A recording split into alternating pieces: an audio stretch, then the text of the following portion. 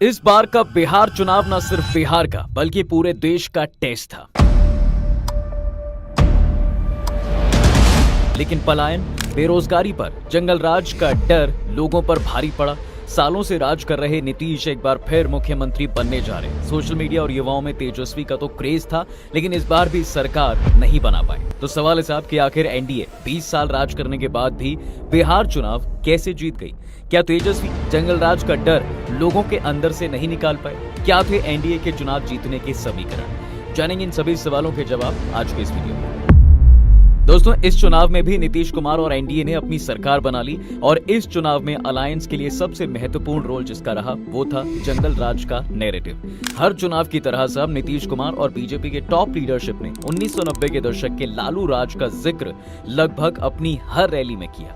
ये वो दौर था जब दिन दहाड़े थी, लोगों को जबरन उठा लिया जाता था और शाम 6 बजे के बाद कोई भी घर से बाहर निकलने की हिमाकत नहीं करता था। आम लोग तो छोड़िए, पुलिस भी सेफ महसूस नहीं करती थी। और उस दौर का बार बार जिक्र कर एनडीए ने एक ऐसे डर का माहौल तैयार किया जिसका सीधा असर 40 प्लस उम्र के मतदाताओं पर हुआ।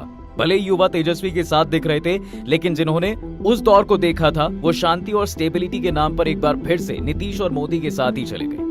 वहीं दूसरा फैक्टर महिलाएं रहीं। बिहार में महिलाओं को नीतीश कुमार का साइलेंट वोट बैंक माना जाता है और इस बार भी उन्होंने खुलकर उनका साथ दिया है। इस चुनाव में महिलाओं की भागीदारी पहले से कहीं ज्यादा रही। पहले चरण में महिला मतदान 69.4% रहा, तो वहीं दूसरे फेज में सभी रिकॉर्ड तोड़ते हुए 74.3% तक रहा, जबकि पुरुषों की वोटिंग परसेंटेज 61.56 और 64.1 रही। महिलाओं का नीतीश के साथ होने का सबसे बड़ा कारण रुपया डिस्ट्रीब्यूशन का भी माना जा रहा है। चुनाव से पहले सरकार ने 1.21 करोड़ महिलाओं को 10-10 हजार रुपए डिस्ट्रीब्यूट किए और ये नंबर बिहार की कुल महिला वोटर का 35% है।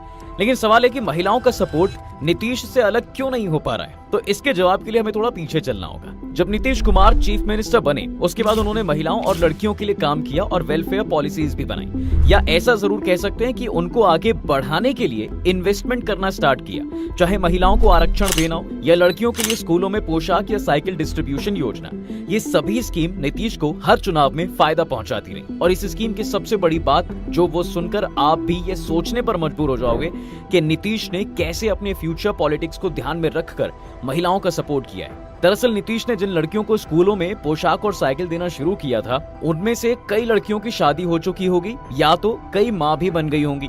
और उस समय से नीतीश ने जो सपोर्ट करना स्टार्ट किया वो अब तक जारी रखा, चाहे महिला रोजगार योजना लाकर फाइनेंशियल सपोर्ट हो या फिर शराबबंदी कर उन्हें घरेलू हिंसा से बचाना।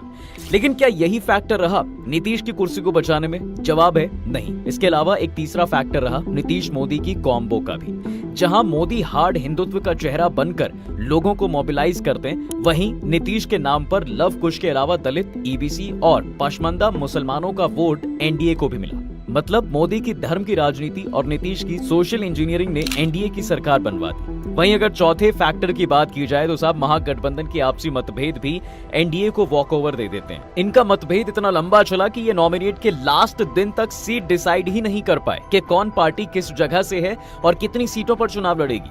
सब अपना अपना सिंबल बिना समझौते के बांटने लगे, जिसका नतीजा ये हुआ कि 9 सीटों पर महागठबंधन की आपसी में लड़ाई थी, जिससे इनका वोट डिवाइड हो गया और इसका पूरा फायदा एनडीए को मिला। ज्यादातर सीटों पर एनडीए बाजी मार ले गई।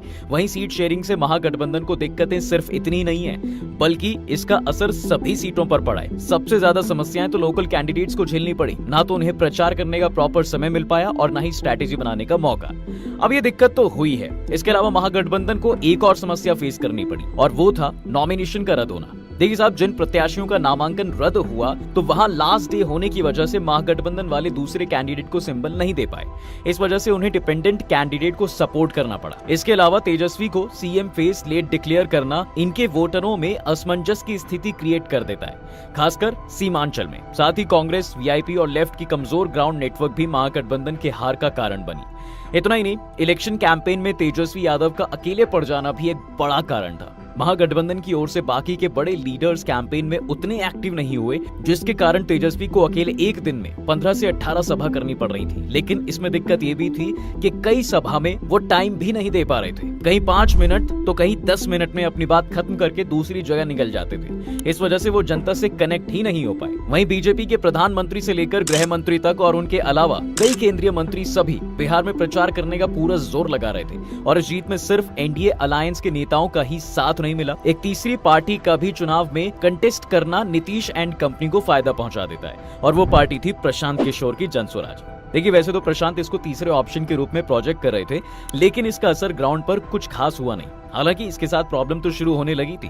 वोटिंग से पहले इसके 3 कैंडिडेट के नाम वापस ले लिए गए थे, तो जनस्वराज ने 240 सीटों पर चुनाव लड़ा, लेकिन 20 से 25 सीटों पर ही त्रिकोणीय लड़ाई बना पाए। इसमें सबसे ज्यादा इन्होंने महागठबंधन को नुकसान पहुंचाया। एनडीए पर प्रशांत का कोई खास असर नहीं पड़ा। लेकिन सबसे बड़ा सवाल है कि 20 साल के बाद नीतीश ने एंटी इनकम्बेंसी को कैसे काउंटर किया। दरअसल साहब, इस पर कई एक्सपर्ट्स का मानना है कि नीतीश के खिलाफ उतनी अग्रेसिव एंटी इनकम्बेंसी थी ही नहीं। हालांकि ऐसा भी नहीं है कि बिल्कुल एंटी इनकम्बेंसी नहीं थी। युवाओं में नीतीश के खिलाफ आक्रोश था, लेकिन बुजुर्ग और महिलाओं में उस लेवल का गुस्सा नहीं था। एक्सपर्ट्स के अनुसार नीतीश कुमार के पॉपुलर घोषणाओं ने एंटी इनकम्बेंसी को कमजोर कर दिया था। 125 यूनिट फ्री बिजली, महिलाओं को डायरेक्ट कैश ट्रांसफर और जीविका दीदी नेटवर्क जैसी योजनाओं ने गांव और महिला मतदाताओं को जेडीयू के पाले में लाने में बड़ा रोल निभाया है। खैर, जो भी हो, नीतीश कुमार ने एक बार फिर से साबित कर दिया कि रीसेंट टाइम में बिहार का कोई बड़ा लीडर है तो वो है नीतीश कुमार। बाकी आपको वीडियो अगर अच्छी लगी हो तो लाइक और शेयर जरूर करें।